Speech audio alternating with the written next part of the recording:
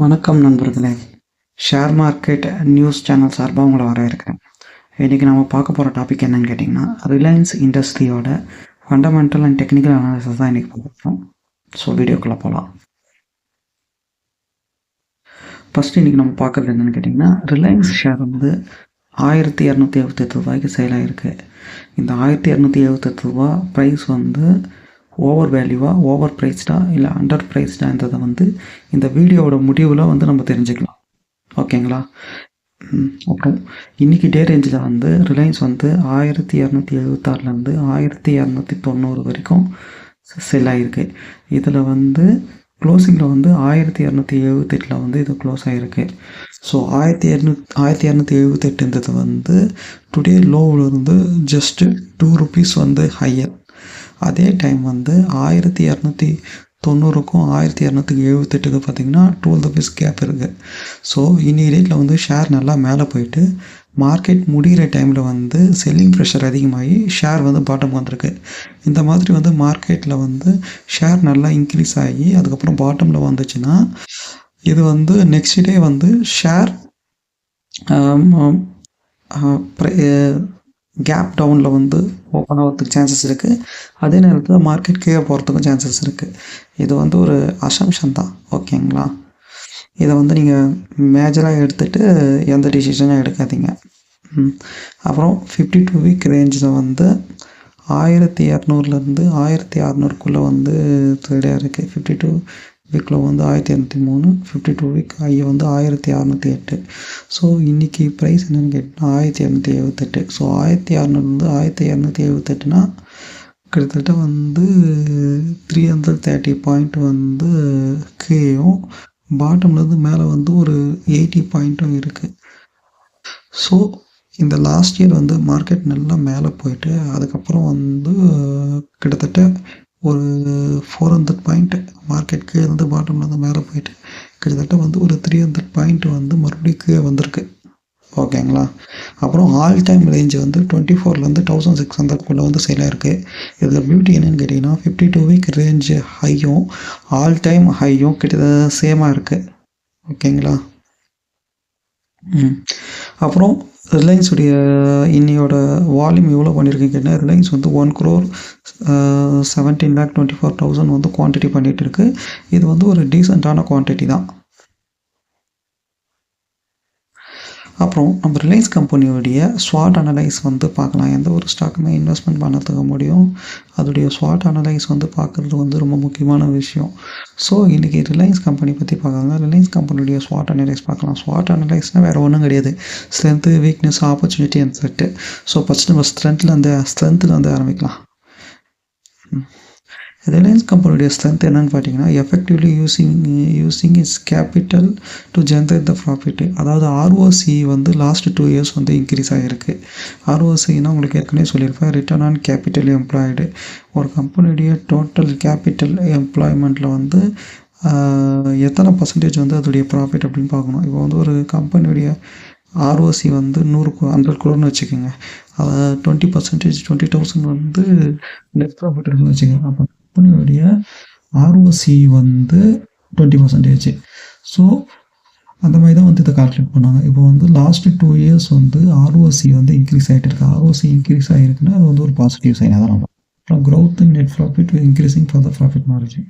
அதுக்கப்புறம் net profit வந்து increase ஆகிட்டு வந்திருக்கு லாஸ்ட் 2 இயர்ஸ் 3 இயர்ஸ். நெட் ப்ராஃபிட்னா உங்களுக்கே தெரியும், ஒரு கம்பெனியுடைய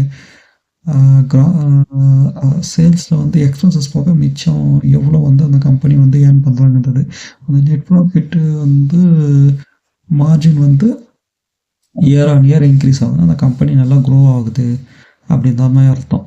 ஓகேங்களா? அப்புறம் கம்பெனி வித் லோ டெப்ட்டு. இந்த ரிலையன்ஸ் கம்பெனியில் வந்து டெப்ட்டு வந்து ரொம்ப கம்மியாக இருக்குது. டெப்ட்டு வந்து கம்மியாக இருக்கிறது வந்து ரொம்ப பாசிட்டிவான விஷயம். ஏன்னு கேட்டிங்கன்னா ஒரு கம்பெனி ப்ராஃபிட் பண்ணதோ லாஸ் பண்ணதோ அந்த கம்பெனி வந்து ஒரு குறிப்பிட்ட நாள் வந்து சஸ்டெயின் பண்ண முடியும். ஆனால் ஒரு கம்பெனி டெப்ட் இருக்கிற கம்பெனி ப்ராஃபிட் பண்ண மட்டும் தான் சஸ்டெயின் பண்ண முடியும்.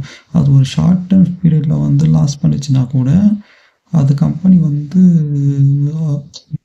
மூழ்கி போகிறதுக்கு, அதாவது கம்பெனி வந்து க்ளோஸ் ஆகிறதுக்கோ இல்லை விற்று போகிறதுக்கோ இல்லை லிக்விடேட் ஆகிறதுக்கோ சான்சஸ் அதிகம். எப்படின்னு கேட்டிங்கன்னா நம்ம வந்து கம்பெனி ஏர்ன் பண்ணுறாங்களோ ஏர்ன் பண்ணலையோ கம்பெனி வந்து டெப்ட் இருக்கிற கம்பெனி வந்து மந்த் ஆன் மந்த் வந்து இன்ட்ரெஸ்ட் பே பண்ணிக்கிட்டே இருக்கணும்.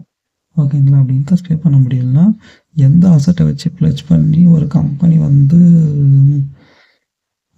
லோன் வாங்கினோம்னா அந்த அசட்டை வந்து பேங்க் வந்து ஜப்தி பண்ணுறதுக்கான சான்சஸ் இருக்குது. அப்படி அந்த அசட்டை ஜப்தி பண்ணது மூலிமா கம்பெனியுடைய ப்ரொடக்ஷனே வந்து பாதிக்கிறதுக்கும் கம்பெனியுடைய எதிர்காலமே கேள்விக்குறி ஆகிறதுக்கான சான்சஸ் இருக்குது. அதனால் ஒரு கம்பெனியுடைய டெப்ட் வந்து ரொம்ப ரொம்ப முக்கியமான விஷயம். அந்த டெப்ட் வந்து இயர் ஆன் இயர் குறைஞ்சிக்கிட்டே போகணும். இல்லை அந்த டெப்ட் வந்து ஒரு கண்ட்ரோலில் இருக்கணும். ஸோ ரிலையன்ஸை பொறுத்த வரைக்கும் டெப்ட் வந்து ரொம்ப ரொம்ப கம்மியாக இருக்குது. இது வந்து ரொம்ப பாசிட்டிவான விஷயம். அப்புறம் strong cash generating ability from core business activity. அதாவது ரிலையன்ஸை பொறுத்த வரைக்கும் அதோடைய கோர் பிஸ்னஸ், அதாவது ரிலையன்ஸுடைய கோர் பிஸ்னஸ் என்ன? ரிலையன்ஸ் ஜியோ நெட்வொர்க்கிங் இல்லை ஆயில் அப்படின்னு வச்சுக்கோங்க. அதோடைய கோர் பிஸ்னஸ்லேருந்து அதுக்கு வந்து கேஷ் ஃப்ளோ வந்து ஜென்ரேட் பண்ண முடியுது. இது வந்து ரொம்ப ரொம்ப பாசிட்டிவான விஷயம். ஒரு கம்பெனினா அதோடைய கோர் பிஸ்னஸ்லேருந்து தான் கேஷை வந்து ஜென்ரேட் பண்ணுற மாதிரி இருக்கணும். ஓகேங்களா? ஒரு கம்பெனி வந்து அதோடைய கோர் பிஸ்னஸை வச்சு தான் மக்கள் வந்து அதில் இன்வெஸ்ட்மெண்ட் பண்ணுவாங்க. ஒரு கம்பெனி அதோடைய கோர் பிஸ்னஸ் வந்து அதுக்கு சம்மந்தமில்லாத வேறு ஏதாவது பிஸ்னஸ் நோக்கி போகுதுன்னா அது வந்து நம்ம பிளான் பண்ணாத ஒரு விஷயமா இருக்கும். ஓகேங்களா? அன்பிளான்டு ஈவெண்ட்டாக இருக்கும். அந்த மாதிரியான விஷயங்கள்ல நம்ம ரிஸ்க் எடுக்க முடியாது. அதுதான் கம்பெனிக்கு வந்து எந்த ஒரு கம்பெனிக்குமே அதோடைய கோர் பிஸ்னஸ் வந்து ரொம்ப ரொம்ப முக்கியம். அதேமாதிரி கோர் பிஸ்னஸ் வந்து கண்டினியூவாக ப்ராஃபிட் கொடுக்குது. இந்த மாதிரி ஈவெண்ட்டு ஒரு சில சடனாக வரக்கூடியது. இப்போ கேபிட்டல் கெயின் இருக்கும். ஒரு அசட் விற்பாங்க ஒரு கம்பெனி, அதனால் கேபிட்டல் கெயின் வரும். அந்த கேபிட்டல் கெயின் வந்து இந்த வருஷம் இருக்கும், நெக்ஸ்ட் இயர் வந்து இது கேபிட்டல் கெயின் இருக்காது. ஸோ அந்த மாதிரி கேபிட்டல் கெயினுக்கும் ஒரு கம்பெனியுடைய இன்கம்மை வந்து இன்க்ரீஸ் பண்ணி காமிக்கும். அது வந்து ஒரு ஃபேக்கான ஒரு விஷயமாக தான் பார்க்கணும். அந்த மாதிரி கேபிட்டல் கெயினோ இல்லை மற்ற ஏதாவது விஷயங்கள்னாலும் ஒரு கம்பெனியுடைய ப்ராஃபிட் இன்க்ரீஸ் ஆகுதா இல்லையான்னு செக் பண்ணி பார்த்து தான் நம்ம வந்து இன்வெஸ்ட்மெண்ட் பண்ணணும். அதை விட்டுட்டு கம்பெனியுடைய ப்ராஃபிட் இருக்குது எப்படி வந்தால் நமக்குன்னு அந்த மாதிரிலாம் இன்வெஸ்ட்மெண்ட் பண்ணக்கூடாது. ப்ராஃபிட்டாக இருந்தாலும் அது வந்து சஸ்டைனபிலிட்டி இருக்கணும். இந்த வாட்டியும் கிடைக்கணும், அடுத்த வாட்டியும் கிடைக்கணும். அதாவது தான் கோர் பிஸ்னஸை வந்து ஃபோக்கஸ் பண்ணுறாங்க. Annual net profit improving for the last 2 years. அதாவது லாஸ்ட் 2 இயர்ஸாக வந்து ஆனுவல் நெட் ப்ராஃபிட் வந்து இன்க்ரீஸ் ஆகிட்டு வருதுன்னு சொல்கிறாங்க. இது வந்து ஒரு positive sign. Company with 0 promoter pledge. அதாவது ரிலையன்ஸை பொறுத்த வரைக்கும் ரிலையன்ஸுடைய ப்ரொமோட்டர்ஸ் வந்து அவங்களுடைய ஒரு ஷேரை கூட அவங்க பிளட்ஜ் பண்ணலை இது வந்து இதை சொல்லியிருக்காங்க. அது வந்து ரொம்ப ரொம்ப பாசிட்டிவான விஷயம். அதுக்கப்புறம் ரிலையன்ஸ் கம்பெனியுடைய வீக்னஸ் பார்ப்போம். அப்புறம் promoter decreasing the share holders. அதாவது ரிலையன்ஸுடைய ப்ரொமோட்டர்ஸ் வந்து அவங்களுடைய ஷேர் ஹோல்டிங்ஸை வந்து டிக்ரீஸ் பண்ணிட்டு போகிறாங்க. இது வந்து ஒரு நெகட்டிவ் சைன். எந்த ஒரு கம்பெனியுமே ஷேர் ஹோல்டர்ஸ் வெளியே போகிறாங்கன்னா அது ரொம்ப ரொம்ப தீவிரமான பிரச்சனையாக தான் பார்க்கணும். ஏன்னு கேட்டிங்கன்னா ஷேர் ஹோல்டர்ஸுக்கு தான் ஒரு கம்பெனி நடக்கிற ஈவெண்ட் வந்து முதல்ல தெரியும். ஓகேங்களா? நமக்கு மார்க்கெட்டுக்கு வரதை விட முதல்ல அவங்களுக்கு தான் தகவல் தெரியும். அவங்க அந்த கம்பெனி விட்டுட்டு தெரிச்சு ஓடுறாங்கன்னு கேட்டிங்கன்னா அது வந்து ரொம்ப இயர்லி ஸ்டேஜில் அவங்க வந்து ஒரு பிரச்சனை வரும்போதே வந்து வெளியே போக தான் பார்ப்பாங்க. ஏன்னா அப்போ தான் அவங்க லாபத்தோடு வெளியே போக முடியும். அந்த மாதிரியான சிச்சுவேஷன் வந்து க்ரியேட் ஆகுதுன்னா சம்திங் ராங், ஏதோ பெரிய பிரச்சனை இருக்குன்ற மாதிரி தான் நம்ம அஷ்யூம் பண்ணணும். ஆனால் ஷேர் ப்ரொமோட்டர் டிக்ரீஸ் ஆனாலும் அதுக்கும் ஒரு சில பர்சன்டேஜ் இருக்குது. இத்தனை பர்சன்டேஜுக்கு மேலே கீழே போனால் தான் நம்ம கவலை பண்ணணும். ஓகேங்களா? 1% 0.5%க்குலாம் நம்ம கவலைப்பட வேண்டிய அவசியம் கிடையாது. இந்த எவ்வளோ ப்ரொமோட்டர்ஸ் வந்து ஷேர் ஹோல்டிங் போட்டு பேட்டர்ன் வந்து ஹோல்டிங்ஸ் வந்து டிக்ரீஸ் பண்ணியிருக்காங்க தான் நம்ம கடைசியாக பார்க்கலாம். அப்புறம் declining revenue every quarter for the past 2 quarters. அதாவது கம்பெனியுடைய ரெவென்யூ வந்து இயர்லியாக வந்து நல்லாயிருக்கு, ஆனால் குவார்ட்டராக வந்து ரொம்ப ரொம்ப பிரச்சனைக்குரிய விதமாக இருக்குது. இப்போ லாஸ்ட் 2 quarters வந்து ரெவென்யூ குறைஞ்சிருக்குன்னு சொல்கிறாங்க. ஓகேங்களா? அப்புறம் declining net cash flow. Company not able to generate the net cash flow. இப்போ கம்பெனியுடைய கேஷ் ஃப்ளோ வந்து ரீசெண்டாக வந்து குறைஞ்சிட்டு வருதுன்னு சொல்கிறாங்க. கம்பெனியுடைய கேஷ் ஃப்ளோ குறையக்கூடாது. ஏன்னு கேட்டிங்கன்னா நம்ம டே டு டே ஆக்டிவிட்டியே கம்பெனியுடைய கேஷ் ஃப்ளோவை நம்பி தான் வந்து இருக்கும். ஒரு கம்பெனி வந்து அந்த கம்பெனியுடைய எம்ப்ளாய்க்கு வந்து சேலரி பே பண்ணுறது, ரெண்ட்டு, அதுக்கப்புறம் எலக்ட்ரிசிட்டி, டேக்ஸு எல்லாமே வந்து அவங்களுடைய கேஷ் ஃப்ளோ வச்சு தான் அவங்க பே பண்ணுறாங்க. அதனால் கேஷ் ஃப்ளோ முக்கியம். Quarterly revenue net profit fallen. அதாவது குவார்ட்டர்லி ரெவென்யூ வந்து நெட் ப்ராஃபிட்டை வந்து தொடர்ந்து குறைஞ்சிக்கிட்டே வருது அப்படின்னு சொல்கிறாங்க. Quarterly declining operate profit margin and அப்புறம் ரீசெண்டாக அதில் வந்து ஆப்ரேட்டிங் ப்ராஃபிட் மார்ஜினும் நெட் ப்ராஃபிட் மார்ஜினும் குறைக்குன்னு சொல்கிறாங்க. அதுக்கப்புறம் இன்க்ரீஸிங் ட்ரெண்ட் இன் நான் கோர் இன்கம். இந்த பிஸ்னஸ் பொறுத்த வரைக்கும் நான் கோர் இன்கம் வந்து இன்க்ரீஸ் ஆகுதுன்னு சொல்கிறாங்க. நான் கோர் இன்கம் இன்க்ரீஸ் ஆகுது ஒரு பாசிட்டிவான விஷயம் தான். ஆனால் அது நான் கோராக இருக்கிறது வந்து ஒரு நெகட்டிவான விஷயமா இருக்குது. ஒரு கம்பெனின்றது வந்து எதுக்காக தொடங்கினாலும் அதுலேருந்து தான் வந்து அந்த கம்பெனி வந்து வருமானத்தை ஈட்டணும். அப்படி ஈட்டுற வருமானம் தான் ரொம்ப சஸ்டைனபிளான வருமானமாக இருக்கும். அதை விட்டுட்டு வேறு பல ஆக்டிவிட்டிகள், நிரந்தரமில்லாத ஆக்டிவிட்டிகளை செஞ்சு ஒரு கம்பெனி வருமானம் ஈட்டுச்சுன்னா அதை வந்து நம்ம ஒரு பிரச்சனையாக தான் பார்க்கணும். அதை தான் இங்கே குறிப்பிட்டிருக்காங்க.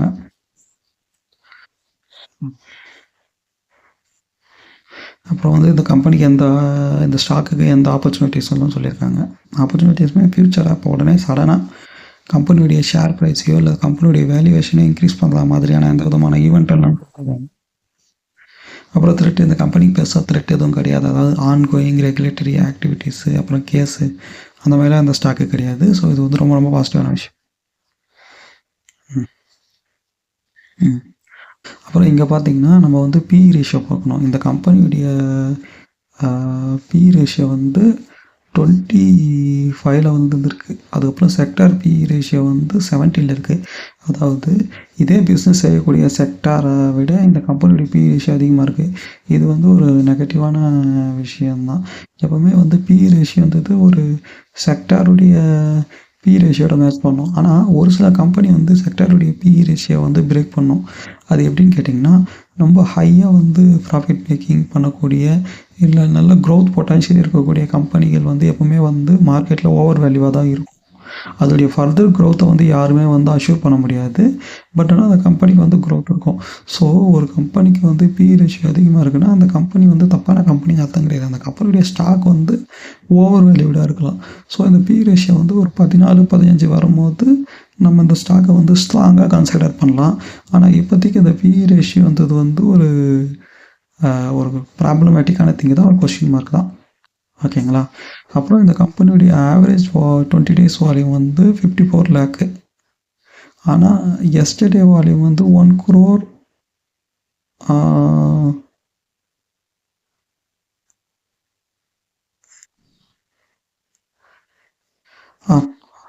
20 days ஆவரேஜ் வால்யூம் வந்து 54 lakh இருக்குது. ஆனால் எஸ்டர்டே வால்யூம் வந்து அரௌண்ட் 1 crore 17 lakh இருக்குது.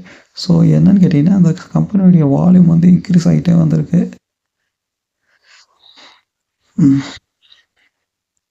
அப்புறம் இந்த கம்பெனியுடைய சார்ட்டு பார்க்கலாம். எப்போவுமே வந்து ஒரு சார்ட்டு, கம்பெனியுடைய சார்ட் எடுத்தால் நான் மேக்ஸிமம் மந்த்து டைம் ஃப்ரேமில் தான் பார்ப்பேன். ஏன்னா நான் வந்து லாங் டேர்மில் இன்வெஸ்ட்மெண்ட் பண்ணக்கூடிய ஒரு பர்சன். ஸோ நான் ஒரு இன்வெஸ்ட்மெண்ட்டை வந்து ஒரு 1.5 years 2 years மினிமம் மெயின்டைன் பண்ணக்கூடிய ஆள். அதனால் வந்து நான் 1 month சார்ட் ஓப்பன் பண்ணுறேன். 1 month சார்ட்டில் என்ன இருக்குன்னா, இந்த ஸ்டாக் வந்து 1600 போயிட்டு இப்போ 1278. அதாவது ஆல் டைம் ஹைவ்லேருந்து ஒரு 25% குறைஞ்சிருக்கு. எந்த ஒரு ஸ்டாக்குமே ஒரு 20-25% குறையும் போது அந்த ஸ்டாக்கை வந்து ஃப்யூச்சரில் ஒரு ஃபண்டமெண்டலி நல்ல ஸ்டாக்காக இருந்தால் கண்டிப்பாக நம்ம கன்சிடர் பண்ணலாம். ஏன்னா இது வந்து ஒரு கரெக்ஷன். மார்க்கெட்டுன்றது வந்து ஒரு பக்கமே மூவ் ஆகக்கூடிய விஷயம் கிடையாது. மார்க்கெட்டுன்றது கரெக்டாகி மூவ் ஆகக்கூடிய விஷயம். ஸோ இதை வந்து நம்ம ரிலையன்ஸை வந்து ஒரு ஆப்பர்ச்சுனிட்டியாக வந்து நம்ம இதை பார்க்கலாம். ஏன்னா அந்த ஸ்டாக் வந்து ஆல் டைம் ஹைலேருந்து ஒரு 25% வந்து குறைஞ்சிருக்கு. ஓகேங்களா?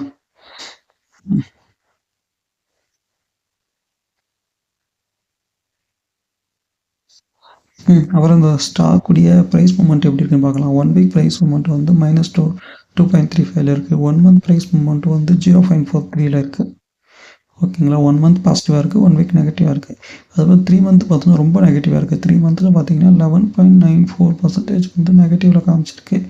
3 month ஸ்டாக் வந்து ஏறிட்டு பயங்கரமாக குறைஞ்சிருக்கு. அப்புறம் இயர் டு டேட் வந்து -1.10 இருக்குது. ஸோ லாஸ்ட் இயர் இதே டேட் இன்வெஸ்ட்மெண்ட் பண்ணவங்க இன்றைக்கி வரைக்கும் ஸ்டாக் வச்சுருந்தா உங்களுக்கு -1% வந்து உங்களுக்கு லாஸ் இருக்கும். அந்த மாதிரி காமிக்குது. அப்புறம் 1 yearக்கு வந்து 3.95 காமிக்குது. 3 yearsக்கும் 3.95 காமிக்குது. ஸோ இந்த ஸ்டாக்கை பொறுத்த வரைக்கும் லாஸ்ட்டு 3 yearsஸாக எங்கேயுமே மூவ் ஆகலை அப்படின்ற மாதிரி காமிக்குது.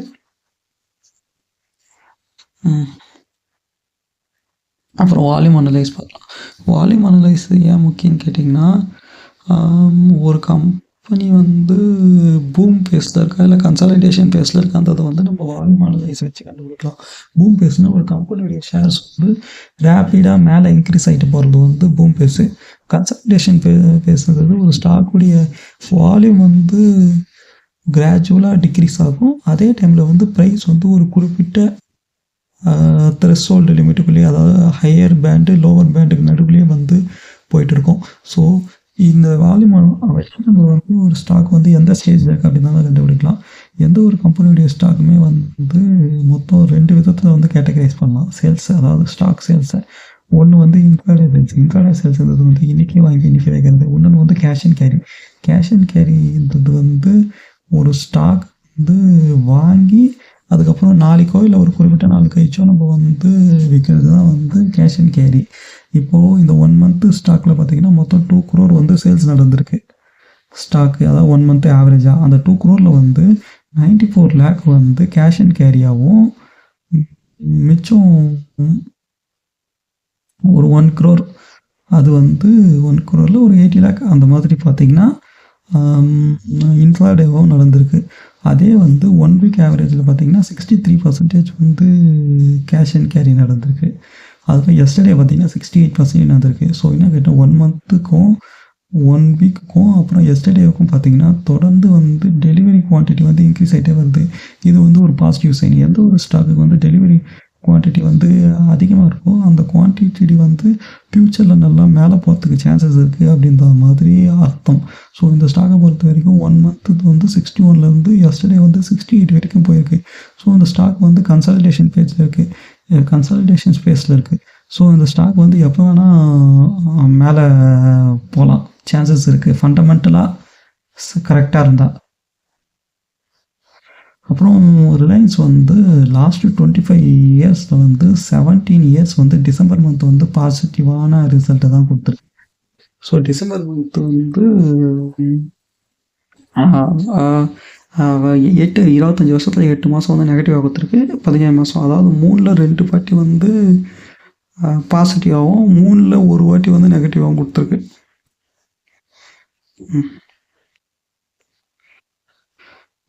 ஓகே, அப்புறம் வந்து இந்த ஸ்டாக்குடைய சென்டிமெண்ட் வந்து 80% பைனும் 20% வந்து செல்லணும் வந்து கொடுத்துருக்காங்க. இதை பொறுத்த வரைக்கும் நம்ம ரொம்ப சீரியஸாக எடுத்துக்க வேண்டிய அவசியம் கிடையாது. ஏன்னா இதை எதை பேஸாக வச்சு இந்த மாதிரி கொடுக்குறாங்கன்னு தெரியல. பட் ஆனால் 80% பை கொடுத்துருக்காங்கன்ற போது ஓகே. இதுவே 80% இந்த செல்லு கொடுத்துருந்தாங்கன்னா நம்ம அப்போ எல்லா விஷயத்தையும் மறுவாட்டி ஒரு வாட்டி செக் பண்ணுறது நல்லது. ஏன்னு கேட்டிங்கன்னா ஒரு தப்பான டிசிஷன் எடுத்து நமக்கு வந்து ப்ராஃபிட் வந்துச்சுன்னா ஓகே, அதே தப்பான டிசிஷன் எடுத்து நமக்கு வந்து லாஸ் ஆச்சுன்னா நமக்கு அது பிரச்சனை தானே, அந்த மாதிரி தான். அப்புறம் இந்த ஃபோரமில் வந்து ஸ்டாக் ரிலேட்டடான நியூஸ்லாம் வந்து ட்ரேடர்ஸ் வந்து போடுவாங்க. இதில் வந்து சென்டிமெண்ட்டு இதை வச்சு கண்டுபிடிக்கலாம். இதில் எந்த மாதிரி சென்டிமெண்ட் இருக்குது அப்படின்னா பாசிட்டிவ் சென்டிமெண்ட்டு தான் பெருசாக கன்சிடர் பண்ண வேணாம். ஏன்னா ஒரு கம்பெனி வந்து காசு கொடுத்து இந்த மாதிரி ஃபோரமில் பாசிட்டிவாக கமெண்ட் பண்ணுறதுக்கு சான்சஸ் இருக்குது. ஆனால் நெகட்டிவ் சென்டிமெண்ட் இருந்துச்சுன்னா நம்ம ஒரு வாட்டிக்கு இன்னொரு வாட்டி வந்து இந்த ஸ்டாக்குடைய fundamental technical and other news எல்லாத்தையும் வெரிஃபை பண்ணுறது வந்து நமக்கு சேஃப். அப்புறம் இந்த கம்பெனி வந்து ஷேர்கான் இந்த கம்பெனி புரோக்கர் வந்து ரிலையன்ஸுக்கு வந்து 3130 அதாவது 3130 ரூபா வரைக்கும் ஸ்டாக் ப்ரைஸ் போகிறதுக்கு சான்சஸ் இருக்குது அப்படின்ற மாதிரி வந்து கொடுத்துருக்காங்க. இப்போ வந்து ஸ்ப்ளிட் வந்துச்சு, 3003 இருந்தது வந்தது 1500 ரூபா. இப்போ 1500 ரூபா ஸ்டாக் இருக்குது, 1500 ரூபா வரைக்கும் போகிறதுக்கு சான்சஸ் இருக்குது.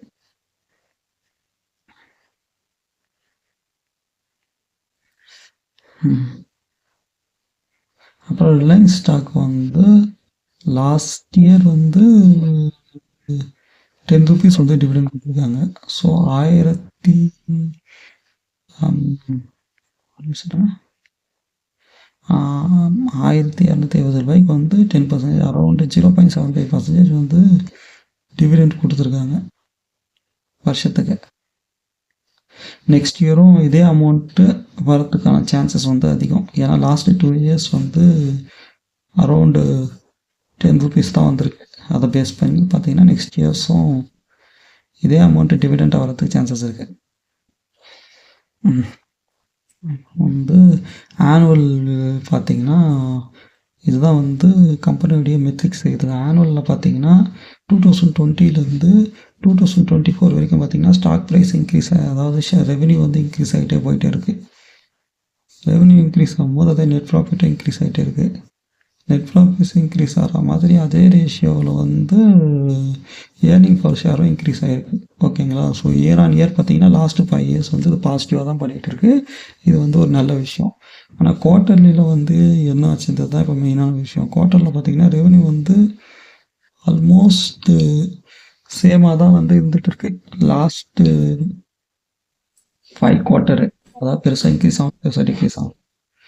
நெட் ப்ராஃபிட்டும் கிட்டத்தட்ட ஒரே மாதிரி தான் வந்து இருந்துகிட்டு இருக்கு, பெருசாக இன்க்ரீஸ் பெருசாக டிக்ரீஸ் ஆகல.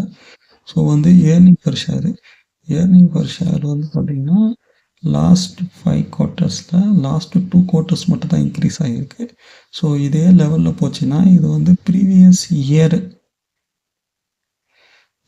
இயர் ஏர்னிங் பர் ஷேரை வந்து பிரேக் பண்ணுறதே கஷ்டம்.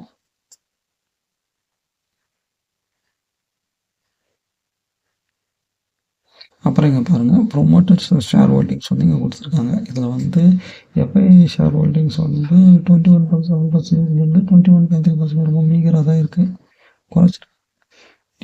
ஷேர் ஹோல்டிங்ஸ் வந்து 17.53 7.80 லைட்டாக இன்க்ரீஸ் பண்ணியிருக்காங்க. ப்ரொமோட்டர் ஷேர் ஹோல்டிங் வந்து மோரர்லெஸ் சேமாக தான் இருக்குது. பப்ளிக் ஷேர் ஹோல்டிங்கும் மோரர்லெஸ் சேமாக தான் இருக்குது. ஸோ கம்பெனியுடைய ஷேர் ஹோல்டிங்ஸை பொறுத்த வரைக்கும் இந்த ஒரு 5 குவார்ட்டரில் எந்த சேஞ்சஸ் இல்லை. ஸோ இது வந்து ஒரு பாசிட்டிவ் சைன் தான். ஸோ இப்போ ரிலையன்ஸுடைய ப்ரைஸ் வந்து கரெக்டான ப்ரைஸ் தானா அப்படின்னு தான் ஒரு வாட்டி செக் பண்ணிக்கலாம்.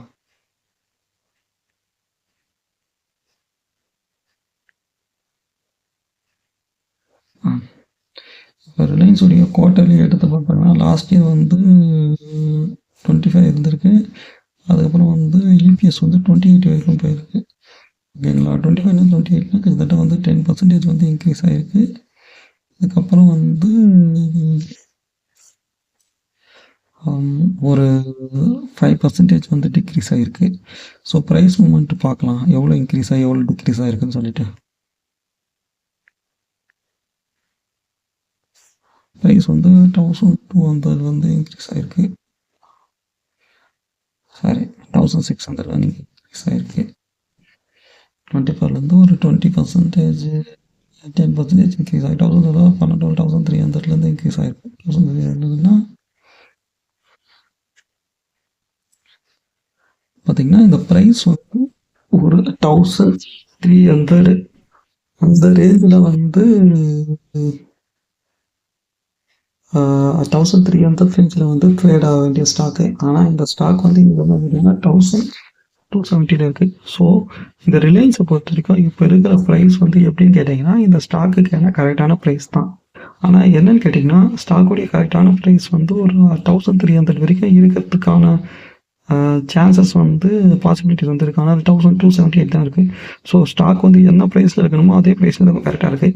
ஸோ இதில் வந்து ஒரு 10% கீழே இறங்குச்சு இல்லை ஒரு 20% கீழே இறங்குச்சுன்னா நீங்கள் இந்த ஃபண்டமெண்டலுக்கு இதை தாராளமாக வந்து சஜஸ்ட் பண்ணலாம்.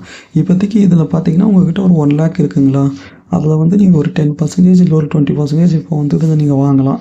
ஏன்னா மார்க்கெட் ஏற்கனவே 25% கரெக்ஷனாக இருக்குது, அதே ஒரு காரணமாக வச்சு. ஆனால் அதை சொல்கிறது வந்து ஒரு நீங்கள் வந்து ஃபுல்லாக எடுத்துக்காதீங்க, கம்ப்ளீட்டாக பிளைண்டாக எடுத்துக்காதீங்க. நான் சொல்கிறது வந்து என்னுடைய ஒப்பீனியன் தான். நீங்கள் வந்து உங்களுடைய பாயிண்ட் ஆஃப் வியூவில் ஃபண்டமெண்டல் அண்ட் டெக்னிக்கல் அனலைஸ் பண்ணி பார்த்து அதில் வந்து உங்களுக்கு எந்த ப்ரைஸ் பாயிண்டில் வந்து உங்களுக்கு கரெக்டாக இருக்கோ நீங்கள் அதில் வந்து எடுத்துக்கலாம். என்னுடைய ப்ரைஸ் பாயிண்ட் என்னென்னு கேட்டிங்கன்னா ஒரு 1250லேருந்து ஒரு 1300 அப்படின்ற ப்ரைஸ் பாயிண்ட் இருக்குது. ஸோ ஒரு 1100 இல்லை ஒரு 1000 போச்சுன்னா தாராளமாக வாங்கலாம். இதுதான் என்னுடைய அப்சர்வேஷன். தேங்க்ஸ் ஃபார் வாட்சிங் த வீடியோ. நான் அடுத்த வீடியோவில் வந்து வேறு ஒரு ஸ்டாக்கில் உங்களை வந்து சந்திக்கிறேன். அது வரைக்கும் உங்கள்கிட்ட இருந்து விடை பெறுவது ஜீவானந்தம்.